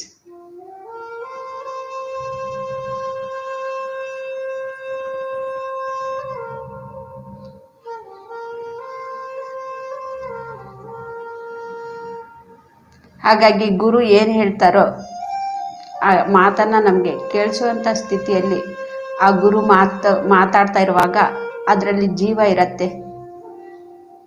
ಅವರಿಂದ ನಮ್ಮವರೆಗೂ ಕೂಡ ಆ ಮಾತು ಬರುವಾಗ ಅದಕ್ಕೆ ಜೀವ ಇರೋದಿಲ್ಲ. ಯಾಕೆಂದರೆ ನಾವು ಅದು ಯಾವ ಸ್ಥಿತಿಯಲ್ಲಿ ಇರ್ತೀವಿ ಅದನ್ನು ನಾವು ತಗೊಂಡಿರ್ತೀವಿ. ಆ ಗುರು ಹೇಳಿದಂಥ ಜೀವಂತ ಮಾತು, ಆ ಜೀವಂತ ಮಾತನ್ನು ನಾವು ತಗೊಳ್ಳೋದಿಲ್ಲ. ಜೀವ ಇರೋ ಮಾತನ್ನು ನಾವು ತಗೊಳ್ಳೋದಿಲ್ಲ, ಆ ಪದವನ್ನು ನಾವು ತಗೊಳ್ಳೋದಿಲ್ಲ.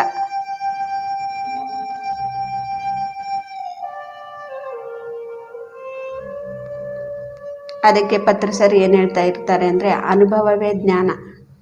ಅನುಭವದಿಂದ ನಾವು ಏನು ಮಾತಾಡ್ತೀವಿ, ಏನು ಹೇಳ್ತೀವಿ, ಅದು ಒಂದು ನಮಗೆ ಕಲೆ. ಅದು ಹೇಗೆ ಚಿತ್ರಕಲೆಗಳನ್ನು ಬಿಡಿಸ್ತಾರೋ, ಸಂಗೀತ ಶಾಸ್ತ್ರಜ್ಞರು ಯಾವ ರೀತಿ ಸಂಗೀತ ಕಲೆಯನ್ನು ಕಲ್ತ್ಕೊಂಡಿರ್ತಾರೋ,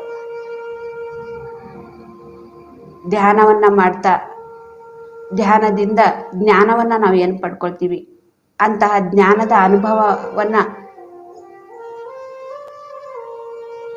ಯಾರು ಹೇಳ್ತಾರೆ ಅದು ಒಂದು ಕಲೆ.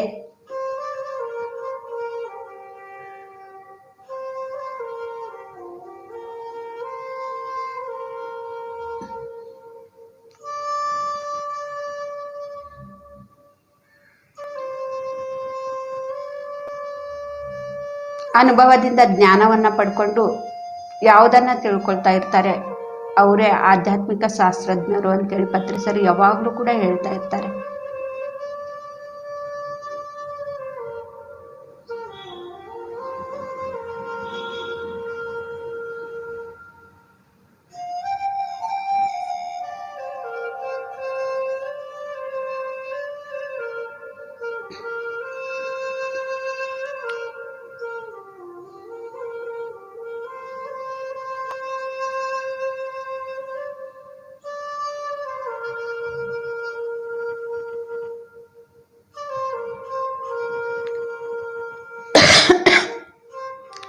ಒಂದು ಗುರು ಯಾವೊಂದು ಮಾತನ್ನ ಹೇಳ್ತಾ ಇರ್ತಾರೋ, ಆಧ್ಯಾತ್ಮಿಕ ಗುರು, ನಮಗಿಷ್ಟದ ಪ್ರಕಾರ ಅದನ್ನು ನಾವು ತಗೊಳ್ತೀವಿ. ಮತ್ತೆ ನಾವು ಬೇರೆಯವ್ರಿಗೆ ಹೇಳ್ತೀವಿ ಆ ಗುರು ಈ ರೀತಿ ಹೇಳಿದರು ಅಂಥೇಳಿ.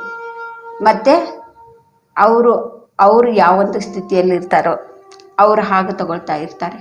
ನಾವು ಗುರುವಿಂದ ಏನು ತಿಳ್ಕೊಂಡಿದ್ವಿ ಅದು ನಮ್ಮ ಸ್ಥಿತಿಯಲ್ಲಿ ಯಾವ ರೀತಿ ಸ್ಥಿತಿಯಲ್ಲಿದ್ದೀವಿ ನಾವು ತಗೊಂಡಿರ್ತೀವಿ. ನಾವು ನಮ್ಮ ಸ್ಥಿತಿಯಿಂದ ಏನು ತಿಳ್ಕೊಂಡಿರ್ತೀವಿ ಬೇರೆಯವರನ್ನು ನಾವು ಹೇಳ್ತೀವಿ. ಅವರು ನಮ್ಮ ಹಾಗೇನೆ ಅವರು ಕೂಡ ತಿಳ್ಕೊಂಡಿರೋದಿಲ್ಲ. ಅವರು ಯಾವ ಸ್ಥಿತಿಯಲ್ಲಿರ್ತಾರೆ ಅದನ್ನು ಮಾತ್ರ ಅವ್ರು ತಗೊಂಡಿರ್ತಾರೆ, ಹಾಗೆ ಅವ್ರು ತಗೊಂಡಿರ್ತಾರೆ. ಹೀಗೆ ಎಷ್ಟೋ ಒಂದು ಆಧ್ಯಾತ್ಮಿಕ ಗ್ರಂಥಗಳನ್ನು ಅವರು ಬರೆದಿರೋದೇ ಒಂದು ರೀತಿ ಇರುತ್ತೆ. ನಾವು ಓದೋರು ನಾವು ಯಾವ ಸ್ಥಿತಿಯಲ್ಲಿ ಇರ್ತೀವಿ ಹಾಗೆ ಅದನ್ನು ನಾವು ತಗೊಂಡಿರ್ತೀವಿ. ಸಾವಿರಾರು ಜನ ಓದ್ತಾರೆ, ಸಾವಿರಾರು ಯೋಚನೆಗಳು ಯಾವ ಒಂದು ಸ್ಥಿತಿಯಲ್ಲಿರ್ತಾರೆ ಅವರು ಒಂದೇ ಬುಕ್ಸು ಒಂದೇ ಪದ ಒಬ್ಬೊಬ್ಬರು ಒಂದೊಂದು ರೀತಿಯಲ್ಲಿ ಅರ್ಥ ಮಾಡ್ಕೊಳ್ತಾರೆ. ಅದರಲ್ಲಿರೋದು ಸತ್ಯನೇ ಬಿಟ್ಟೋಗ್ಬಿಡತ್ತೆ. ಅದರಲ್ಲಿರುವಂಥ ಪದ, ಅದರಲ್ಲಿರುವಂಥ ಪದದಲ್ಲಿರುವಂಥ ಜೀವನೇ ಒಬ್ಬರ ಕೈಯಿಂದ ಇನ್ನೊಬ್ಬರ ಕೈಯಿಂದ ಇನ್ನೊಬ್ಬರ ಕೈವರೆಗೂ ಬರೋವರೆಗೂ ಕೂಡ ಆ ಪದಕ್ಕೆ ಯಾವುದೂ ಒಂದು ಅರ್ಥನೇ ಇರೋದಿಲ್ಲ. ಅವ್ರ ಅರ್ಥ ಏನು ಮಾಡ್ಕೊಂಡಿರ್ತಾರೆ ಅದೇ ಹಾಗೆ ಅದು ಪದ ಹಾಗಾಗಿ ಬಿಡತ್ತೆ. ಅನುಭವದಿಂದ ನಾವು ಜ್ಞಾನವನ್ನು ಪಡ್ಕೋಬೇಕು. ಹಾಗಾದ್ರೆ ಓದಬಾರ್ದ? ಯಾರ್ದು ಕೂಡ ಓದಬಾರ್ದ? ಓದಬೇಕು. ಓದ್ತಾ ಓದ್ತಾ ಓದ್ತಾ ಓದ್ತಾ ನಾವು ಅಭ್ಯಾಸನೂ ಕೂಡ ಮಾಡಬೇಕು. ಆಗ ಅದರಲ್ಲಿರುವಂಥ ನಿಜವಾದ ಒಂದು ಪದದ ಅರ್ಥ ನಮಗೆ ಗೊತ್ತಾಗತ್ತೆ. ಎಲ್ಲರದ್ದು ಕೂಡ ಕೇಳಬೇಕು. ಕೇಳ್ತಾ ಕೇಳ್ತಾ ಕೇಳ್ತಾ ನಾವು ಅಭ್ಯಾಸ ಕೂಡ ಮಾಡಬೇಕು.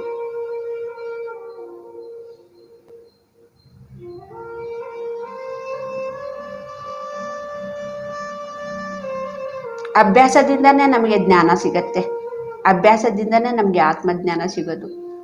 ಕೇಳೋದ್ರಿಂದ ಓದೋದ್ರಿಂದ ಅಲ್ಲ. ಅಭ್ಯಾಸ ಇಲ್ಲದೇನೆ ನಾವು ಕೇಳ್ತಾ ಇದ್ರೂ ಕೂಡ ಓದ್ತಾ ಇದ್ರೂ ಕೂಡ ತಿಳ್ಕೊಳ್ತೀವಿ ಅಷ್ಟೇ.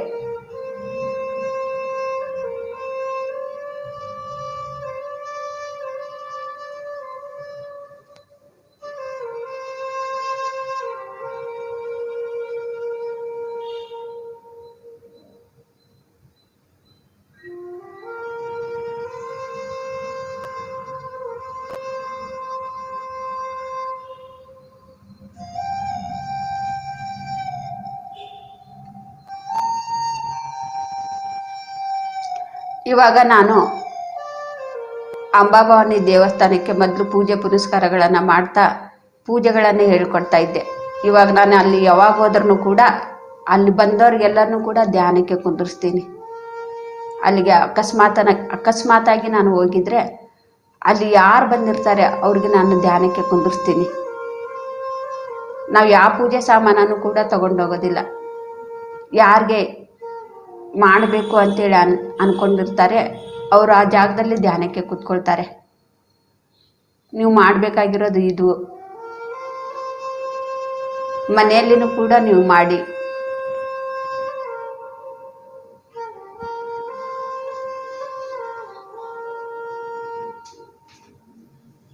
ಬೇರೆ ಯಾರೋ ದೇವಸ್ಥಾನಕ್ಕೆ ಬಂದವರು ನನಗೆ ಪರಿಚಯ ಕೂಡ ಇರೋದಿಲ್ಲ, ಅವರು ಅಂಥವರು ಧ್ಯಾನ ಮಾಡ್ತಾರೆ. ಆದರೆ ನಾನು ಮೊದಲು ಎಲ್ಲ ಪೂಜೆ ಪುನಸ್ಕಾರಗಳನ್ನು ಯಾರಿಗೆ ನಾನು ಮಾಡೋದಕ್ಕೆ ಹೇಳಿದ್ನೋ ಅವರು ಧ್ಯಾನಕ್ಕೆ ಕೂತ್ಕೊಳ್ಳೋದಿಲ್ಲ. ಯಾರೋ ಅಪರಿಚಿತರು ನಾನು ಹೇಳಿದ ತಕ್ಷಣವೇ ಅವರು ಧ್ಯಾನಕ್ಕೆ ಕೂತ್ಕೊಳ್ತಾರೆ ಅಲ್ಲೇ ಆ ಒಂದು ಅಂಬಾಭವಾನಿ ದೇವಸ್ಥಾನದಲ್ಲಿ.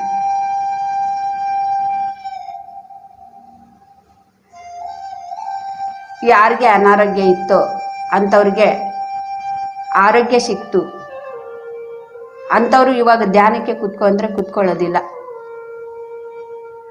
ನಾನು ಪೂಜೆ ಹೇಳುವಾಗ ಪೂಜೆ ಮಾಡಿದವರು ಕಾಯಿಲೆ ಬಂದಾಗ ಈ ಮಾಟ ಮಂತ್ರ ಅಂತ ಹೇಳ್ತಾರಲ್ವ, ಅಂಥದ್ದು ಬಂದಾಗ ಅದನ್ನು ಸರಿ ಮಾಡಿಕೊಂಡವರು ಅದನ್ನೆಲ್ಲ ಮಾಡಿದ್ದಾರೆ. ಆದರೆ ಧ್ಯಾನಕ್ಕೆ ಕೂತ್ಕೊಳ್ಳೋದಿಲ್ಲ. ಅವ್ರಿಗೆ ಅದೇ ಇಷ್ಟ, ಪೂಜೆ ಮಾಡೋದೇ ಇಷ್ಟ. ನಾನು ಮಾಡಿ ಅಂತ ಹೇಳ್ತೀನಿ. ಪೂಜೆ ಮಾಡಿದ್ರು ಕೂಡ ಸ್ವಲ್ಪ ಹೊತ್ತು ಧ್ಯಾನಕ್ಕೆ ಕುತ್ಕೊಂಡ್ರೆ ಅದಕ್ಕೆ ಅವರು ಒಪ್ಕೊಳ್ಳೋದಿಲ್ಲ. ನಾವು ಪೂಜೆ ಒಂದೇ ಮಾಡ್ತೀವಿ, ನಮಗೆ ಧ್ಯಾನ ಬೇಕಾಗಿಲ್ಲ. ಧ್ಯಾನ ಮಾಡಿದರೆ ನಾವು ಕೂಡ ನಿನ್ನಾಗೆ ಆಗಿಬಿಡ್ತೀವಿ, ನಿನ್ನಾಗೆ ಆಗೋದಕ್ಕೆ ನನಗಿಷ್ಟ ಇಲ್ಲ ಅಂತ ಹೇಳ್ತಾರೆ. ನಿಮ್ಮ ಇಷ್ಟ ಅಂತ ಹೇಳ್ತೀನಿ ನಾನು.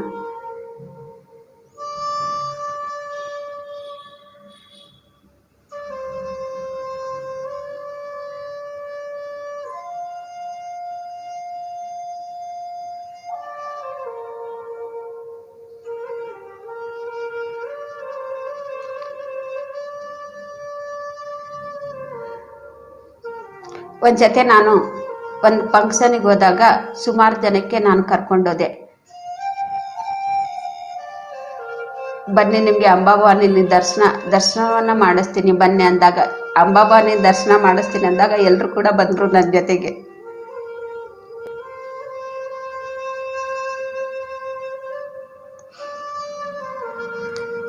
ಅವ್ರಿಗೆ ಹೇಳಿದೆ, ನಾನು ಹೇಗೆ ಆ ತಾಯಿ ಕಣ್ಣಲ್ಲಿ ಕಣ್ಣಿಟ್ಟು ದೃಷ್ಟಿಟ್ಟು ನಾನು ನೋಡ್ತಾ ಇದ್ದೀನಿ, ನೀವು ಕೂಡ ಅದೇ ರೀತಿನೇ ನೋಡಬೇಕು ನನ್ನ ಜೊತೆಗೆ ಅಂತ ಹೇಳಿದೆ. ಅವಾಗ ನಿಮಗೆ ಅಂಬಾಭವಾನಿ ದರ್ಶನ ಕೊಡ್ತಾಳೆ ಅಂಥೇಳಿ ಮಾಡಿದ್ರು. ಅವರು ಅದನ್ನು ಮಾಡಿದ್ರು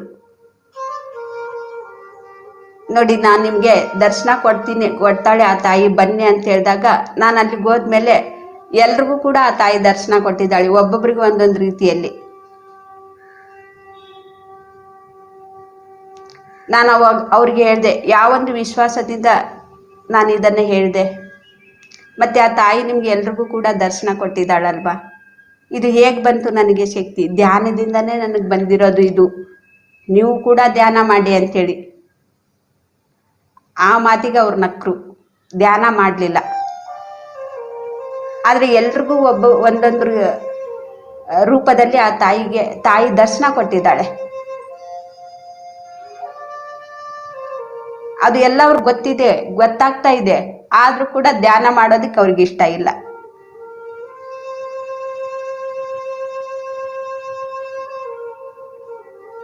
ನಾನು ಹಿಂಗೇನೆ ಅವ್ರಿಗೆ ಮನೆಯಲ್ಲಿ ಫಂಕ್ಷನ್ಗೆ ಹೋದಾಗ ಹೀಗೇನೆ ಅವ್ರಿಗೆ ಹೇಳಿ ಕರ್ಕೊಂಡೋಗಿರೋದು, ಬನ್ರಿ ನಿಮಗೆ ಅಂಬಾಭವಾನಿ ದರ್ಶನ ಮಾಡಿಸ್ತೀನಿ ಬನ್ರಿ, ನನಗೆ ಯಾವ ರೀತಿ ಆ ತಾಯಿ ದರ್ಶನ ಕೊಟ್ಟಿದ್ದಾಳೆ ನಿಮಗೂ ಕೂಡ ಕೊಡ್ತಾಳೆ ಬನ್ರಿ ಅಂತೇಳಿ.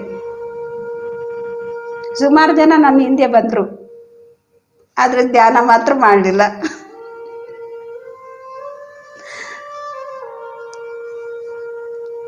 ಯಾಕೆಂದ್ರೆ ಮುಂದೆ ಹೋಗೋದಕ್ಕೆ ಅವ್ರಿಗೆ ಇಷ್ಟ ಇಲ್ಲ, ಅವ್ರು ಅಲ್ಲೇ ನಿಂತ್ಕೋಬೇಕು. ಹಾಗೇ ಅವರಿದ್ದಾರೆ. ಯಾಕೆ ಅವ್ರಿಗೆ ಮುಂದೆ ಹೋಗೋದಕ್ಕೆ ಇಷ್ಟ ಇಲ್ಲ ಅಂದರೆ ಸಮಾಜಕ್ಕೆ ನಾವು ಎದುರಾಗಬೇಕಾಗತ್ತೆ ಅಂತೇಳಿ ಅವ್ರು ಹೇಳ್ತಾರೆ, ಆ ರೀತಿ ಹೇಳ್ತಾರೆ ಅವರು. ಸಮಾಜ ಏನು ಮಾಡುತ್ತೆ ಅದನ್ನೇ ನಾವು ಮಾಡಬೇಕು. ಸಮಾಜವನ್ನು ಏನು ಈ ರೀತಿ ವಿರುದ್ಧವಾಗಿ ಮಾಡಿದರೆ ಅಲ್ಲಿ ನಮಗೆ ಯಾವುದು ಮರ್ಯಾದೆನೂ ಕೂಡ ಇರೋದಿಲ್ಲ ಅಂತೇಳಿ ಅವರು ಅದನ್ನೇ ಹೇಳ್ತಾರೆ.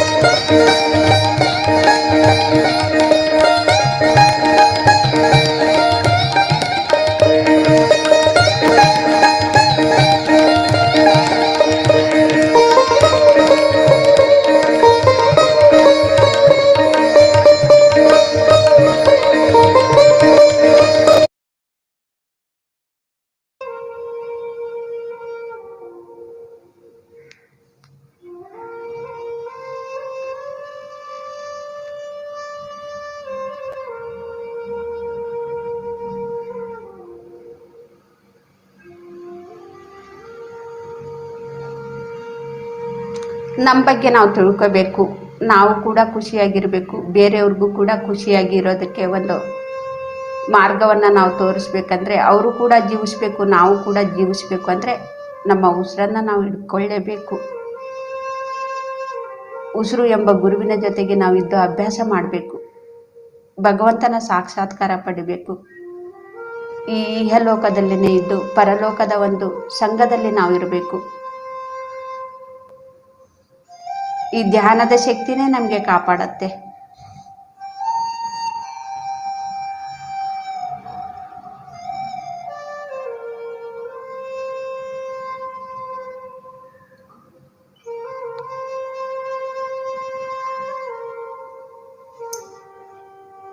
ಕೇವಲ ನಾನು ಅಂಬಾ ಭವಾನಿಗೆ ಅಷ್ಟೇ ನಾನು ಪೂಜೆ ಮಾಡ್ತಾ ಇದ್ದೆ. ಆ ತಾಯಿ ಒಂದೇ ನನಗೆ ಕಣ್ಣಿಗೆ ಕಾಣಿಸ್ತಾ ಇದ್ಲು. ಇವಾಗ ನಾನು ಧ್ಯಾನಕ್ಕೆ ಬಂದಮೇಲೆ ಎಷ್ಟೋ ದೇವಾನುದೇವತೆಗಳ ಒಂದು ಸಂಘದಲ್ಲಿ ನಾನಿದ್ದೀನಿ, ಎಷ್ಟೋ ಮಾಸ್ಟರ್ಗಳ ಒಂದು ಸಂಘದಲ್ಲಿ ನಾನಿದ್ದೀನಿ. ಎಷ್ಟೊಂದು ದೊಡ್ಡ ಕುಟುಂಬ ನನ್ನಿದೆ, ಆಧ್ಯಾತ್ಮಿಕ ಕುಟುಂಬ, ಸತ್ಯದ ಕುಟುಂಬ ನಂದದಾಗಿದೆ. ಎಷ್ಟು ಆಶ್ಚರ್ಯಕರವಾಗಿ ನಾನು ಜೀವಿಸ್ತಾ ಇರ್ತೀವಿ. ಹೊಸ ಹೊಸ ವಿಷಯಗಳನ್ನು ನಾವು ತಿಳ್ಕೊಳ್ತಾ ಇರ್ತೀವಿ, ಹೊಸ ಹೊಸ ಜ್ಞಾನವನ್ನು ನಾವು ಪಡ್ಕೊಳ್ತಾ ಇರ್ತೀವಿ. ಕೇವಲ ಈ ಭೂಲೋಕದಲ್ಲಿ ಅಷ್ಟೇ ಅಲ್ಲ, ಎಲ್ಲ ಲೋಕಗಳಲ್ಲಿನೂ ಕೂಡ ನಾವು ಪ್ರಯಾಣ ಮಾಡ್ತೀವಿ. ನಾವು ಮುಂದೆ ಹೋಗ್ತಾ ಇರ್ತೀವಿ, ಎಲ್ಲೂ ಕೂಡ ನಿಂತ್ಕೊಳ್ಳೋದಿಲ್ಲ.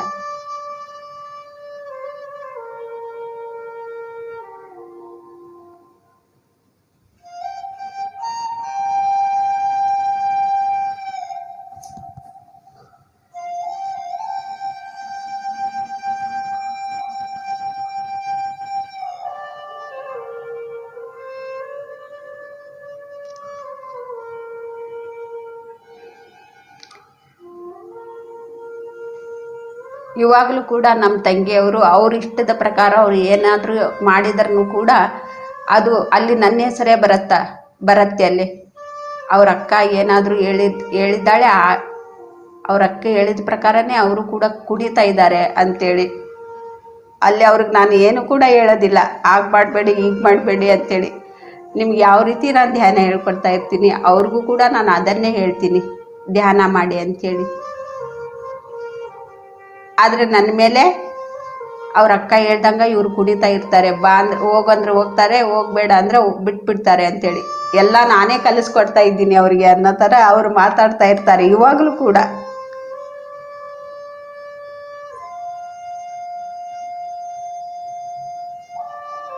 ಆದರೆ ಅವ್ರಿಗೆ ಏನು ಅನಿಸುತ್ತೆ ಅದನ್ನೇ ಅವರು ಮಾಡ್ತಾ ಇರ್ತಾರೆ. ಪ್ರತಿಯೊಬ್ಬರು ಕೂಡ ಯಾರು ಧ್ಯಾನಕ್ಕೆ ಬರ್ತಾರೆ, ಪ್ರತಿಯೊಬ್ಬರು ಕೂಡ ಅವ್ರಿಗೆ ಏನು ಅನ್ನಿಸ್ತಾ ಇರ್ತಾರೆ ಅದನ್ನೇ ಮಾಡಬೇಕು. ನಮ್ಮ ಒಳಗಡೆ ಏನು ಬರುತ್ತೆ ನಾವು ಅದನ್ನೇ ಮಾಡಬೇಕು. ನಮ್ಮ ಇಷ್ಟದ ಪ್ರಕಾರನೇ ನಾವು ಜೀವಿಸ್ಬೇಕು, ಬೇರೆಯವರ ಮಾತನ್ನ ಕೇಳಿ ನಾವು ಜೀವಿಸೋದಲ್ಲ.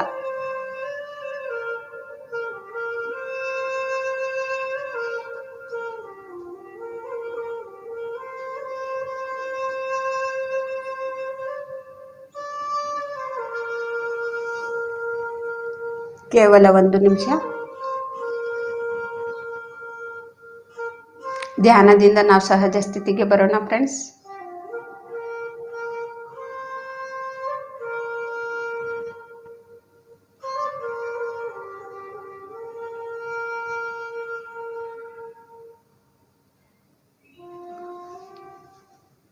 Thirty seconds.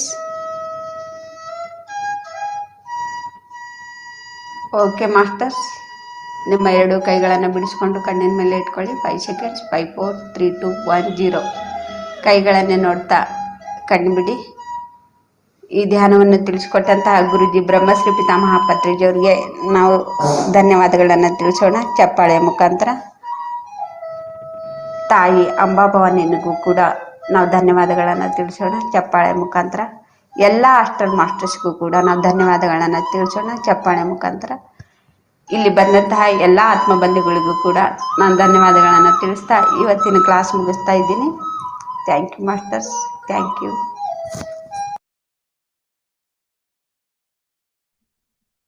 Thank you masters. ತುಂಬಾ ಅದ್ಭುತವಾಗಿತ್ತು ಮ್ಯಾಮ್ ಧ್ಯಾನ. ಕಣ್ಣಿಡಕ್ಕೆ ಆಗ್ತಾ ಇಲ್ಲ. ಥ್ಯಾಂಕ್ ಯು ಮಾಸ್ಟರ್ಸ್, ಎಲ್ಲರಿಗೂ ಜಾಯ್ನ್ ಆಗಿದ್ದಕ್ಕೆ. ಇದೇ ರೀತಿ ದಿನ ಬೆಳಗ್ಗೆ 5 ಗಂಟೆಗೆ ಜಾಯ್ನ್ ಆಗಿ ಧ್ಯಾನವನ್ನ ಮಾಡಿ ಮತ್ತೆ ಮಾಡಿಸಿ. ಈ ಲಿಂಕ್ ಅನ್ನ ಇನ್ನೂ ಹೆಚ್ಚು ಹೆಚ್ಚು ಶೇರ್ ಮಾಡಿ ಮಾಸ್ಟರ್ಸ್.